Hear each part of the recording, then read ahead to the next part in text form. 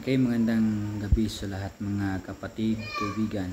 So, part 3 tayo sa ating video patungkol po sa December 25. I-claim ng mga Roman Catholic Church na yan raw ang buwan at pitsa na ipinanganak si Jesus Christ. So, kung ating babasahin mga kapatid, mga kaibigan, ang Bible Genesis to Revelation ay hindi po natin makikita, mababasa na December 25 pinanganak si Jesus Christ. So hindi po natin dapat dagdagan dahil yan po ay kasalanan according sa Revelation chapter 22 verse 18 down to 19. Ang December 25 mga kapatid ay pinanganak ba si Jesus Christ? So ang sagot niyan ay hindi. Okay, so ang Bible hindi po minensyon or hindi binanggit na December 25 si Kristo pinanganak. Okay, so mali.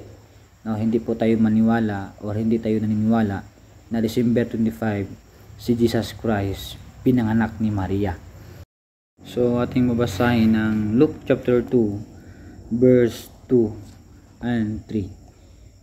At ang pagbubuwis na ito ay unang ginawa ng si Cyreno, ang tagapamuno ng Syria. At ang lahat ay nagpunta upang mabuwisan ang bawat isa sa kaniyang sariling lungsod.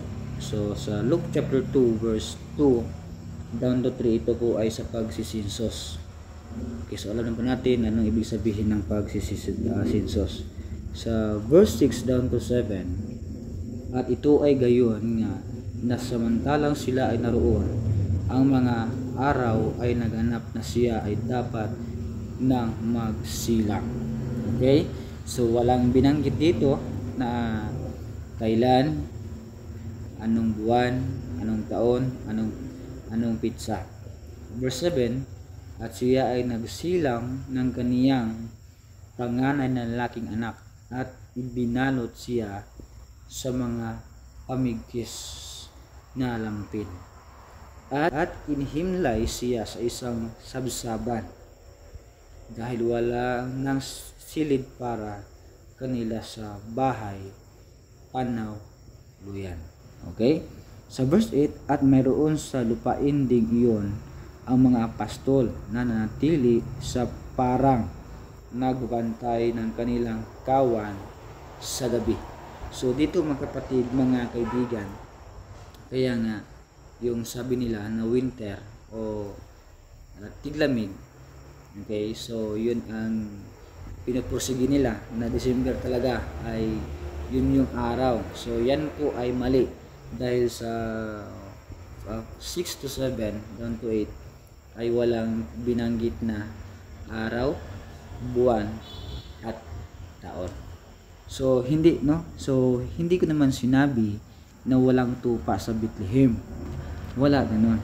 So ang sinabi ko lang, walang tupa sa pasungan. So malinaw naman dito sa verse 7, no? At siya ay nagsilang ng kaniyang panganay na lalaking anak at ibinalot siya sa mga pamigkis na lampin at inihimlay siya sa isang sabsaban dahil wala nang silid para sa kanila sa bahay panuluyan. At mayroon sa lupain ding iyon ng mga pastol na natili sa parang na nagbabantay ng kanilang kawan sa gabi. Okay, so yun po malinaw mga kapatid, mga kaibigan, na ito po ay inilagay. Kaya siyempre, no, kung ikaw ay nagpapastol, hindi mo hahayaan na yung mga binabantay mong mga tupa ay mapapahamak. Posibilidad talaga na mapapahamak ang mga tupa kung ito po ay tagilok. Okay? So, sinusundan ko po yung kanilang argumento. Pero according sa Bible, hindi December 25. So maling-mali ng kapatid. So ang tanong, sino ba ang nag-imbento ng December 25? December 25, ito po ay winter. winter na. So hindi talaga ito pwede na ang mga karnero, ibig sabihin mga karnero, mayroon talaga yan, ang kanilang skin ay pwede magawa ng jacket. Ibig sabihin hindi sila pwede lumabas kung winter, kasi ano naman ang kanilang kakainin doon kung pinapakain sila ng pastol, ano naman ang kakainin nila? Ice, yelo, ano ba yung klaseng tupa ngayon? So hindi, no. So yun po malinaw, at dito makikita natin sa The Catholic Encyclopedia Volume 2 page 607. So ito yung kinukontra ng mga Roman Catholic Church. So imagine mo kanilang source na kinukontra nila. So Christmas, the feast of the Savior's birth, is called Christmas.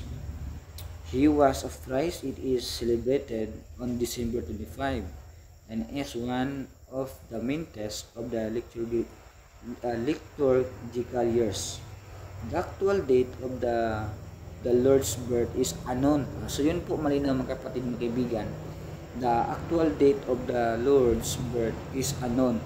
Ibig sabihin ng unknown ay hindi talaga malinaw, no? Malabo. No? Ano ba ang unknown sa iyo? The Arnel, yan ba ay clear? No? Malinaw ba yan? Unknown nga eh. Okay, so unknown. So kinukontra mo itong source ninyo, no? The Catholic Encyclopedia Volume 2 page 607, and its commemoration was generally included in the feast of the manifestations Epiphany, January 6, during the first 3 centuries of the Christian o Christmas. So ayan po, no, January 6 pala ito na sinabi nila, pero dito sa history is about the year 330. However, the church is Rome indefinitely assigned December 25. So instead na January 6 ang kanilang sinabi, no, ang kanilang tradisyon ay ginawa nilang assign in December 25 for the celebration in order to honor Christ, the light of the world, had risen, no, of justice. This was the day which had been dedicated in pagan Rome to the feast of the sun god, and had been called birthday of the unconquered sun. Oh, so yun po malinaw mga kapatid, mga kaibigan, na hindi Diyos ang sinasamba nila, kundi ito'y Diyos-Diyosan. So anong pangalan dito? Yan po ay si Mithras o Natalis Soles Invicte. So ngayon, malalaman natin na ang December 25 ay binto, no? Was invented by Hippolytus in Rome. So yung December 25, si Hippolytus in Rome, siya po ang nag-invented ng December 25 na si Kristo ay pinanganak, okay, o sinilang. System 349 to 407, sila po ay unang nag-celebrate sa December 25 na ipinanganak raw si Kristo. At si Saint Cyril naman ay nagdokumentado. Siya ang gumawa ng documents para maging legal o maging doctrine o final na ang December 25 ay si Kristo pinanganak. So yun talaga ay maling-mali according sa Bible mga kapatid, mga kaibigan. So no? So kung gusto niyo na December 25 pinanganak si Jesus Christ, ibig sabihin mali pala ang sinasabi sa the Catholic Encyclopedia Volume 2 page 607. So aaminin ninyo na ito ay mali, no? So December 25 invented year 330. Yan po ay sa January 6, pista ng pagano. So yung sinasimba nila o sinasamba nila, yan po ay pagano. Okay, so hindi po yan Diyos, hindi yan totoong Diyos, kundi yan po ay Diyos-Diyosan ng mga tao. At sila po ay nag-celebrate na hindi naman binanggit sa Bible. Okay, So, yun po, malinaw mga kapatid ng kaibigan, ang Bible is silent about dyan sa birth ni Jesus Christ. At hindi mo makikita sa Biblia na si John the Baptist ay pinanganak noong June 24. Hindi man binanggit sa Biblia, so wag mong dagdagan.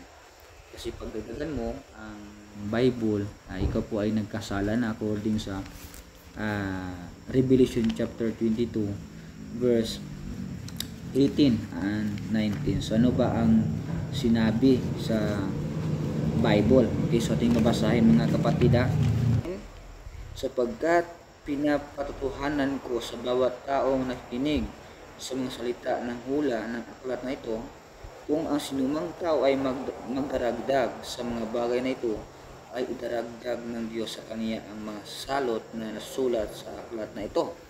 Verse 19, at kung ang sinumang tao ay mag-aalis mula sa mga salita ng aklat ng hulang ito, ay aalisin ng Diyos ang kaniyang bahagi mula sa aklat ng buhay, mula sa banal na lungsod at mula sa mga bagay na nasulat sa aklat na ito.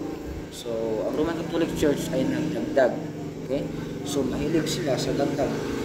Ngunit ito naman ay hindi katotohanan according sa Bible. So, huwag kayo maniwala na December 25 si Jesus Christ ay pinanganak as a Christian. Kung ikaw ay Christian, ikaw ay ligtas.